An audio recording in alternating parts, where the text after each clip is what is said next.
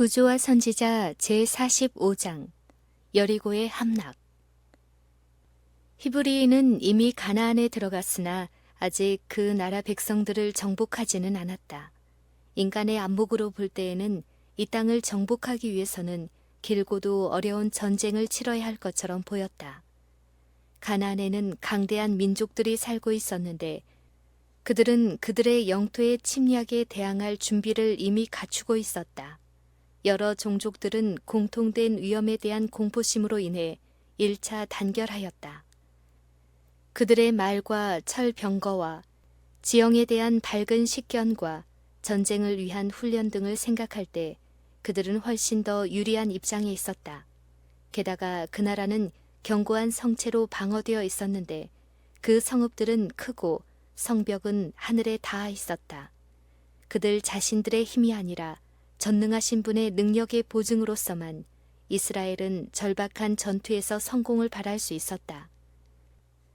가나안 땅에서 가장 크고 견고한 성 중의 하나인 부요한 여리고 성읍은 길갈에 있는 이스라엘 진영에서 매우 가까운 곳에 있었다. 비옥한 평원의 변경에 자리 잡고 있어서 열대지방의 윤택한 각종 생산물이 풍부했고 사치와 죄악의 소굴인 궁전과 신전이 있고 그 뒤에 육중한 성벽이 둘러있는 이 거만한 여리고 성읍은 이스라엘의 하나님께 도전하였다. 여리고는 우상 숭배의 본거지 중 하나인데 특히 달의 여신 아스타롯을 섬기는 곳이었다. 이곳은 가나안인들의 종교 중에 가장 비열하고 가장 부패된 모든 것들의 중심지였다.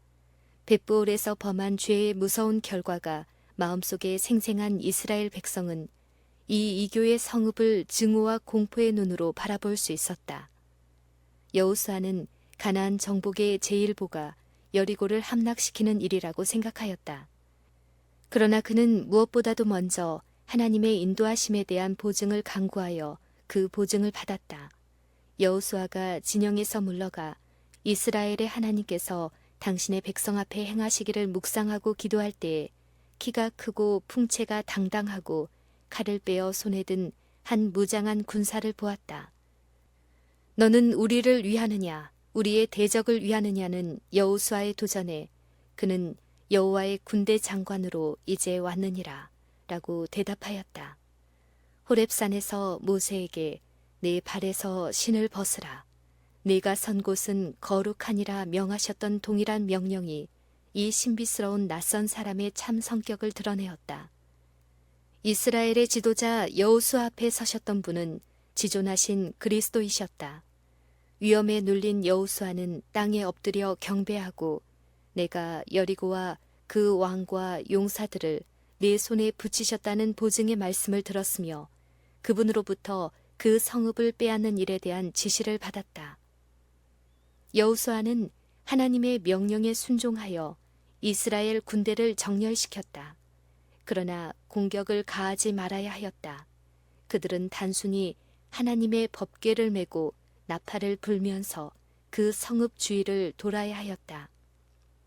대열의 선두에 무사들이 섰었는데 그들은 선발된 용사의 단체였으나 지금은 그들 자신들의 수완과 용맹으로가 아니요 하나님께서 그들에게 주시는 지시를 순종함으로 승리를 얻어야 하였다.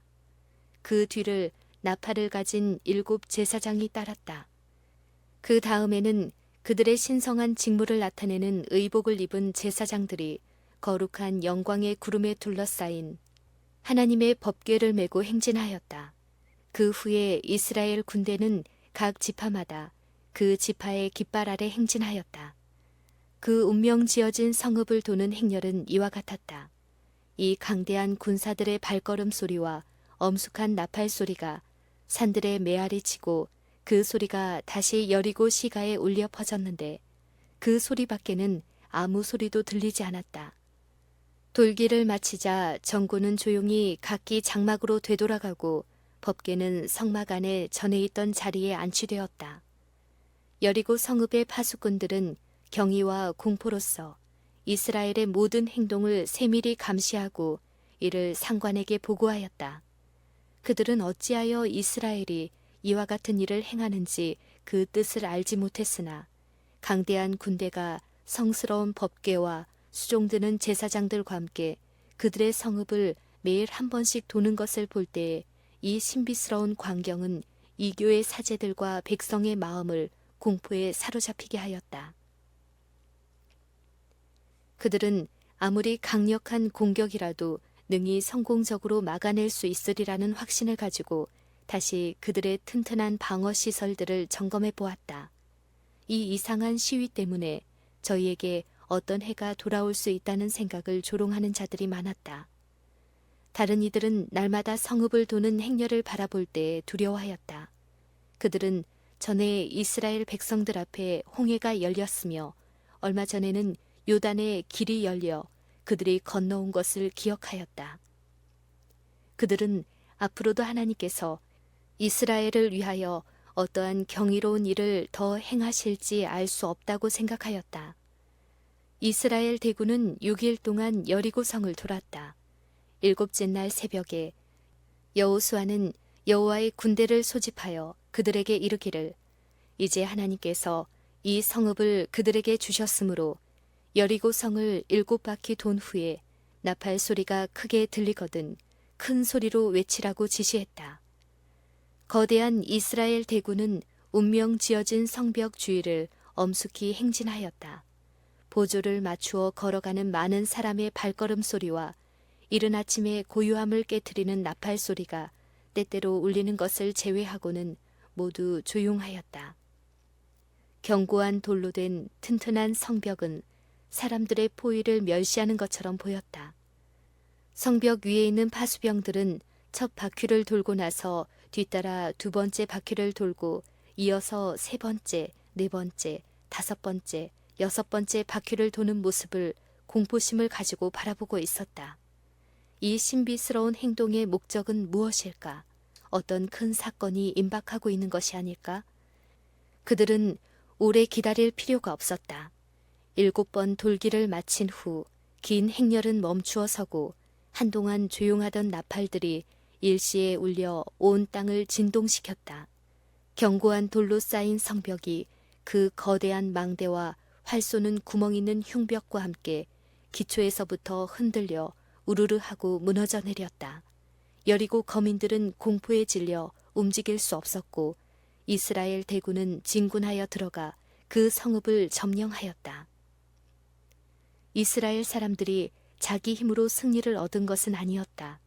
그 정복은 전부 여호와의 능력으로 이루어졌으므로 그 성벽과 거기 포함한 것은 모두 그 땅의 처음 열매로서 하나님께 희생 제물로 바쳐야 하였다. 또 가나안 정복은 그들이 자신들의 힘으로 싸운 싸움이 아닌과 그들은 다만 하나님의 뜻을 집행하는 도구에 불과하다는 것과 그들이 재물이나 명예를 구할 것이 아니요 그들의 왕 여호와께 영광을 돌려야 한다는 사실에 깊은 감명을 받아야만 하였다. 그 성을 빼앗기 전에 다음과 같은 명령이 내렸다. 이 성과 그 가운데 모든 물건은 바치되 너희는 바칠 물건을 스스로 삼가하라. 이스라엘 진으로 바침이 되어 화를 당케 할까 두려워하노라. 그 성읍의 모든 거민은 그 중에 있는 모든 생물과 함께 남녀노유와 우양과 나귀를 다 칼로 진멸해야 하였다. 다만 충실한 라합과 그 가족은 정탐꾼의 약속대로 죽임을 면했다. 여리고 성읍이 전부 불타버렸다. 그 궁전과 사원들, 장엄한 저택과 그 사치스러운 모든 기구들, 화려한 피륙과 값진 의복들이 모두 불꽃에 삼키운 바 되었다. 그러나 불로 태울 수 없는 은금과 동철 기구는 성막에서 사용하도록 바쳐야 하였다. 성읍의 유적도 저주를 받아 여리고는 결코 성체로서 재건될 수 없었으며 하나님의 권능으로 파괴된 성벽을 회복하려고 시도하는 자는 형벌받을 우려가 있었다. 온 이스라엘 앞에서 이 여리고 성을 누구든지 일어나서 건축하는 자는 여호와 앞에서 저주를 받을 것이라. 그 기초를 쌓을 때에 장자를 잃을 것이요 문을 세울 때에 계자를 잃으리라고 엄숙히 선포되었다. 여리고 백성을 전부 멸한 것은 전에 모세를 통하여 가나안 백성들에 관하여 주신 명령, 곧 너로 치게 하시리니 너는 그들을 진멸할 것이라. 이 민족들의 성읍에서는 호흡 있는 자를 하나도 살리지 말지니 라는 명령의 성취에 불과하였다. 많은 사람들에게 이 명령은 성경의 다른 부분에 있는 사랑과 자비의 정신에 반대하는 것처럼 보일지 모르나 그것은 참으로 무한히 지혜로우시고 선하신 하나님의 명령이었다. 하나님께서는 가나안 땅에 이스라엘을 세워 그들로부터 이 세상에 당신의 나라를 나타낼 수 있는 민족과 국가를 발전시키고자 하셨다. 이스라엘 백성들은 참 종교의 후계자가 되어야 할 뿐 아니라 그 원칙을 온 세계에 전파하여야 하였다. 가나안인들은 가장 더럽고 가장 부패한 이교에 빠졌으므로 하나님의 은혜스러운 목적을 성취하는데 분명히 방해가 될 것이므로 그들을 그 땅에서 제거해야 할 필요가 있었다. 가나안 거민들에게 회개할 수 있는 충분한 기회가 허락되었다. 40년 전 홍해를 가르시고 애굽의 형벌을 내리심으로 이스라엘의 하나님의 권능이 가장 위대하다는 것이 증명되었다. 그리고 이제 미디안과 길르앗과 바산의 왕들을 정복하게 하심으로 한층 더 여호와가 모든 신들 위에 뛰어나심을 나타내었다. 여호와께서는 당신의 품격이 거룩하시고 음란한 행위를 미워하신다는 사실을 이스라엘이 바알부올에서 가증스러운 의식에 참여한 까닭으로 그들에게 내리신 형벌에서 잘 나타내셨다. 이 모든 사건을 여리고 거민들이 잘 알고 있었고 비록 그들이 순종하기를 거절하였을지라도 이스라엘의 하나님 여호와는 상천하지의 하나님이시라는 라합의 확신에 동참하는 자들이 많았다. 가나안인들은 홍수전 사람들처럼 하늘을 모독하고 땅을 더럽히는 삶을 살 뿐이었다. 하나님의 사랑과 공의는 하나님을 배반하는 자와 인류의 원수들을 신속히 처형하기를 요구했다. 40년 전에 불신의 정탐꾼들을 공포에 사로잡히게 했던 그 교만한 성읍 여리고의 성벽을 하늘의 군대가 얼마나 쉽게 무너뜨렸던가. 이스라엘의 전능하신 분께서 내가 여리고를 내 손에 붙였노라고 말씀하셨다. 인간의 힘은 이 말씀에 항거하기에 무력하였다. 믿음으로 여리고 성이 무너졌다. 여호와의 군대 장관은 여호수아로 더불어만 교통하시고 자신을 모든 회중에게 나타내시지 않았다. 여호수아의 말을 믿든지 의심하든지 하는 것은 오직 이스라엘 회중에게 달려 있었다. 그들은 하나님의 아들의 지도하에 그들을 옹이한 천사들의 무리를 볼 수 없었다. 그들은 다음과 같이 주장할 수도 있었다. 수양의 뿔로 만든 나팔을 불면서 날마다 성벽 주위를 행진하는 것은 얼마나 무의미하고 얼마나 우스꽝스러운 일인가. 이 일은 이 우뚝 솟은 성체에 아무런 결과도 가져올 수 없다. 그러나 성벽을 최후로 무너뜨리기 전에 오랫동안 이런 의식을 계속하게 한 이 모든 계획은 이스라엘 백성 중에 신앙심을 개발시킬 기회를 주시고자 하심이었다. 이는 그들의 힘은 인간의 지혜나 그 능력에 있는 것이 아니요 오직 그들의 구원의 하나님께 있다는 것을 마음속에 감명시키려 하심이었다. 이리하여 이스라엘 백성들은 전적으로 그들의 거룩하신 지도자를 의지하도록 숙달되어야 하였다. 하나님께서 당신을 신뢰하는 자들을 위하여 큰 일을 행하실 것이다. 당신의 백성이라고 공언하는 자들이 보다 큰 능력을 받지 못하는 그 이유는 그들이 자신의 지혜를 크게 의지하고 여호와께서 저희를 위하여 당신의 능력을 나타내시도록 그분에게 기회를 드리지 않는 까닭이다. 하나님께서는 그들이 당신을 전적으로 신뢰하고 충실히 당신을 순종한다면 당신을 믿는 자녀들을 위급할 때마다 도와주실 것이다. 여리고를 함락시킨 지 얼마 후에 여호수아는 요단강 유역 서편 수마일 떨어진 계곡 중에 있는 작은 성 아이를 공격하기로 하였다.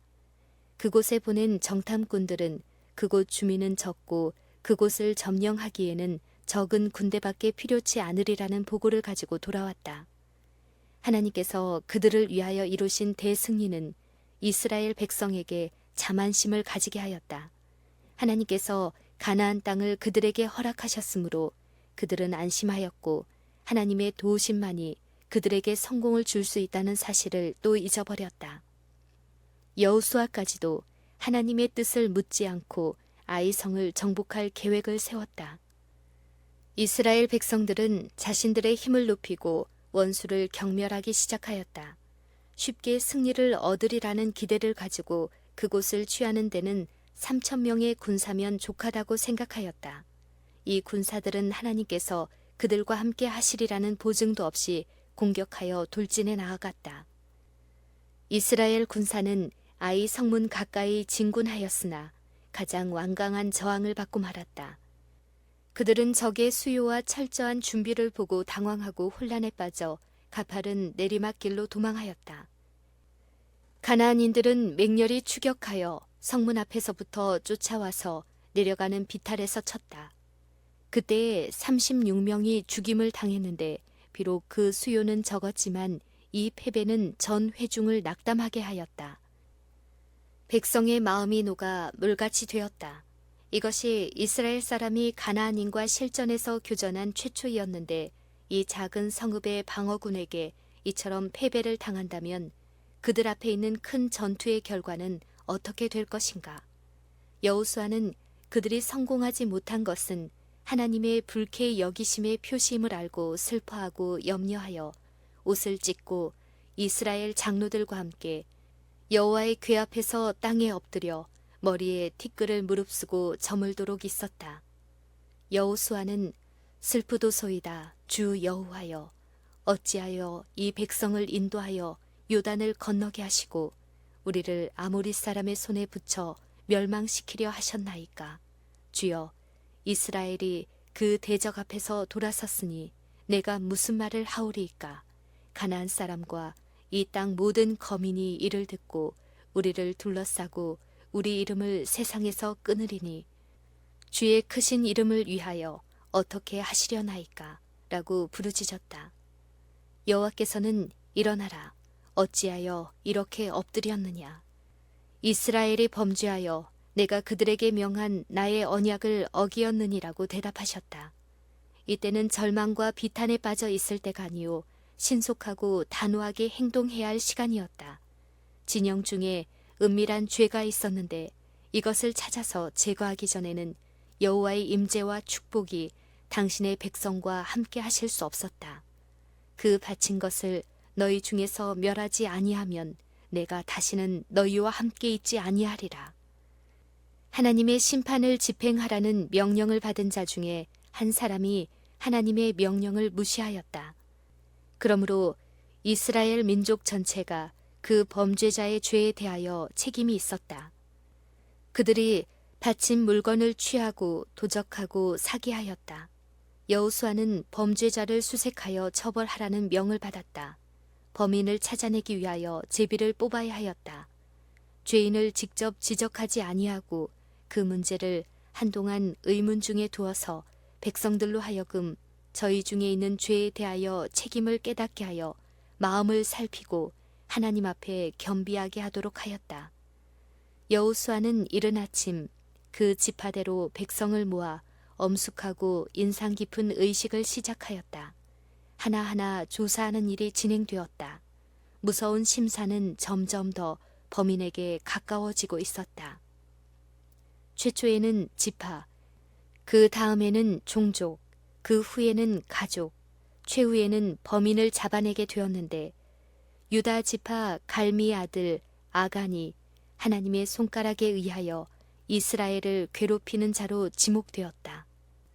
여호수아는 의심할 여지 없이 그의 죄상을 밝혀 그가 부당하게 선고를 받았다는 비난을 남기지 못하도록 아간에게 사실을 승인하도록 엄명하였다.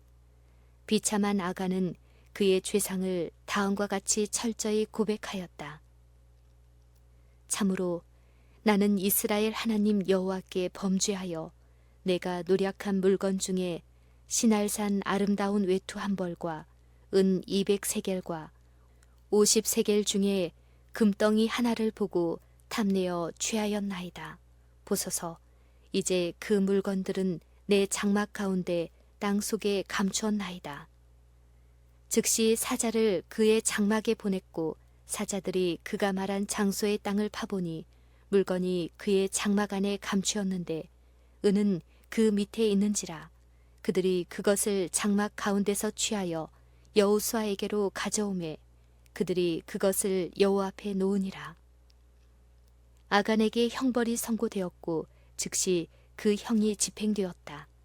여호수아는 네가 어찌하여 우리를 괴롭게 하였느뇨? 여호와께서 오늘날 너를 괴롭게 하시리라 라고 말하였다. 온 백성이 아간의 죄에 대한 책임을 지고 그 결과로 고통을 당하였으므로 그들은 이제 저희 대표자들을 통하여 형벌하는 일에 참여하여야 했다. 온 이스라엘이 그를 돌로 쳤다. 그리고 아간의 시체 위에는 돌무더기가 크게 쌓여 그 죄와 형벌에 대한 증거가 되었다. 그러므로 그곳 이름을 아골, 괴로움의 골짜기라 부르더라. 역대기에는 그의 죄를 기념하여 아갈이니 이스라엘을 괴롭게 한 자라고 기록되어 있다. 아간의 죄는 가장 직접적이고도 엄숙한 경고와 가장 강한 하나님의 능력의 출현을 무시하고 범해졌다. 너희는 바칠 물건을 스스로 삼가라는 명령이 온 이스라엘에게 보고되었다. 이 명령은 기적적으로 요단강을 건너고 나서 온 백성이 할례로서 하나님의 언약을 인식한 후에 유월절을 지키고 여호와의 군대 장관인 언약의 천사가 나타난 후에 즉시 주어진 바 되었다. 이 일은 하나님의 율법을 범한 모든 범죄자들이 분명히 당할 멸망을 증거하는 여리고의 함락에 뒤따라 일어났다. 하나님의 능력으로만 이스라엘이 승리를 얻었고 그들이 자기 힘으로 여리고를 점령하지 않았다는 사실은 그들에게 노획물을 취하지 않도록 금지하신 명령에 엄숙한 비중을 더하였다. 하나님께서 당신의 말씀의 능력으로 이 성을 함락시키셨으므로 승리는 당신의 것이며 그 성읍과 그 가운데 있는 모든 것은 당신에게만 바쳐야 하였다. 그 승리와 심판이 시행되던 엄숙한 시간에 수백만의 이스라엘 백성 중에 감히 하나님의 명령을 어긴 한 사람이 있었다. 시날산 의복을 볼 때에 아간의 탐욕은 자극을 받았다. 이것으로 인하여 죽임을 당하게 된 그 순간까지도 아간은 그것을 시날산의 아름다운 외투라고 불렀다. 한 가지 죄는 다른 죄를 유도하여 그는 여호와의 보고에 바쳐야 할 금과 은도 훔쳤는데 곧 가나안 땅의 처음 열매를 하나님에게서 도적질하였다. 아간을 파멸시킨 무서운 죄는 모든 죄 중에 가장 흔하고 가장 경히 여겨지고 있는 탐욕에서 기인되었다. 다른 죄들은 조사하여 형벌하는 반면에 열째 계명을 유린한 죄는 좀채로 비난조차 받지 않았다. 이 죄가 얼마나 흉악하며 그 결과가 얼마나 무서운 것인가에 대하여는 아간의 역사에서 배울 수가 있다. 탐욕은 점차적으로 발전하는 죄악이다. 아간이 품은 무욕은 마침내 습관이 되어 거의 깨트릴 수 없는 족쇄처럼 그를 속박하였다. 그는 이 악을 품고 있는 동안 이스라엘에게 재난이 이르지는 않을까 하는 생각으로 공포에 사로잡혀 있었을 것이다. 그러나 죄로 인하여 그의 지각은 마비되어 유혹이 닥쳐올 때 그는 쉽사리 유혹에 빠지고 말았다. 엄숙하고 명백한 경고에도 불구하고 지금도 동일한 죄가 범해지고 있지 아니한가. 아간에게 여리고의 노획물을 훔치지 못하게 한 것처럼 우리에게도 직접적으로 그 같은 탐욕에 방종하는 것이 금지되어 있다. 하나님께서는 탐욕을 우상 숭배라고 선언하셨다. 우리는 너희가 하나님과 재물을 겸하여 섬기지 못하느니라. 삼가 모든 탐심을 물리치라. 탐욕은 너희 중에서 그 이름이라도 부르지 말라는 경고를 받고 있다. 우리 앞에는 아간과 유다와 아나니아와 삽비라의 무서운 운명이 제시되어 있다. 우리는 이 모든 것의 배후에 보다 높은 자리를 탐내다가 하늘의 영광과 복락을 영원히 상실한 아침의 아들 루스벨의 무서운 운명이 있음을 알고 있다. 그러나 이 모든 경고에도 불구하고 탐욕은 매우 많다. 어느 곳에서든지 탐욕투성이의 더러운 자국들이 보인다. 탐욕은 가정에서 불만과 알력을 조장하고 가난한 자로 하여금 부자에 대하여 질투와 증오를 일으키게 하고 부자가 가난한 자에게 포악한 압박을 가하기도 한다. 이 탐욕이란 악은 세상뿐 아니라 교회 안에서도 존재한다. 교회 안에서까지도 이기심과 허욕과 속이는 일과 자선 사업의 태만과 11조와 헌물을 바치는 일에 있어서 하나님의 소유를 도적질하는 일을 얼마나 쉽게 볼 수 있는가. 선량하고 교회 잘 다니는 교인들 중에 슬프게도 많은 아간들이 있다. 정기적으로 교회에 나와 주의 식탁에 앉으나 저희 재산 중에 불법적으로 취한 것, 즉 하나님께서 저주하신 물건을 감추어 둔 자들이 많다.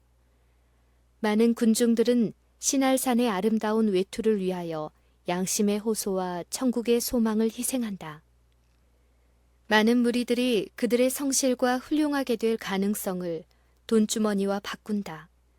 가난한 자의 고통스러운 부르짖음은 무시되고 복음의 빛이 전파되는 일이 방해를 받고 있으며 그리스도인이라 공언하는 자들의 거짓된 행동으로 인하여 속인들의 조롱이 불타오르고 있으나 여전히 탐욕적인 그리스도인은 재물 모으기를 계속한다. 사람이 어찌 하나님의 것을 도적질하겠느냐. 그러나 너희는 나의 것을 도적질하였다고 여호와께서 말씀하셨다. 아간의 죄는 전 국민에게 재난을 가져왔다. 그와 같이 한 사람의 죄는 그 범행을 조사하여 처리해 버리기까지 하나님의 불쾌히 여기심이 당신의 교회에 임할 것이다. 교회가 가장 무서워해야 할 영향은 공공연한 반대자나 신앙심 없는 자나 하나님을 모독하는 자들의 영향이 아니요 언행이 일치하지 않는 공언하는 그리스도인들의 영향이다. 이들은 이스라엘의 하나님의 축복을 억제하고 당신의 백성들을 약하게 하는 자들이다. 교회가 난관에 처하고 냉담과 영적 타락에 빠져서 하나님의 원수들에게 승리의 개가를 부를 기회를 제공하고 있을 때 무릎을 꿇고 그들의 불행한 상태를 슬퍼하는 대신에 교인들로 하여금 진영 중에 아간과 같은 자가 있는지 조사하게 하라. 각 사람은 겸비하고 마음을 살펴 하나님의 임재를 막는 감추인 죄를 찾아내도록 노력하라. 아간은 자기의 죄를 시인하였으나 그 고백이 자신에게 유익을 주기에는 너무 늦었다. 그는 이스라엘의 군대가 아이에서 패배하여 낙담하여 돌아오는 것을 보았다. 그러나 그는 자진하여 죄를 자복하지 않았다. 그는 여호수아와 이스라엘의 장로들이 말로 표현하기에는 너무나 큰 슬픔으로 땅에 부복한 것을 보았다. 만일 그때에 자복하였더라면 그는 진심으로 회개한 증거를 나타낼 수 있었을 것이다. 그러나 아간은 여전히 침묵을 지켰다. 아간은 큰 죄가 범하여졌다는 선언을 듣고 그 죄의 성질까지 분명히 진술된 것을 들었다. 그러나 그의 입술은 임봉되었다. 그 후에 엄숙한 조사가 시작되었다. 먼저 그의 지파에서 시작하여 그의 종족과 가족이 점차 지목당하는 것을 볼 때 그의 마음은 얼마나 공포에 떨었을까. 그러나 하나님의 손가락이 그를 지적할 때까지 그는 자복하지 않았다. 그리고 그의 죄를 더 이상 감출 수 없게 되었을 때 아간은 사실을 고백하였다. 이와 동일한 자복이 얼마나 자주 행하여지고 있는가. 다 알려진 후에 그 사실을 인정하는 것과 자기 자신과 하나님만이 알고 있는 죄를 자복하는 것과는 엄청난 차이가 있다. 아간은 그의 고백으로서 그의 범죄의 결과를 피하리라는 희망을 갖지 않았다면 자기의 죄를 자복하지 않았을 것이다. 그러나 그의 자복은 다만 자신의 형벌이 공의로움을 나타내는 데 도움이 되었을 뿐이다. 그에게는 죄에 대한 진정한 회개도 깊은 뉘우침도 의도의 변화도 악에 대한 증오도 없었다. 그와 같이 죄인들은 생사의 운명이 결정된 후 하나님의 심판대 앞에서 죄를 자복할 것이다.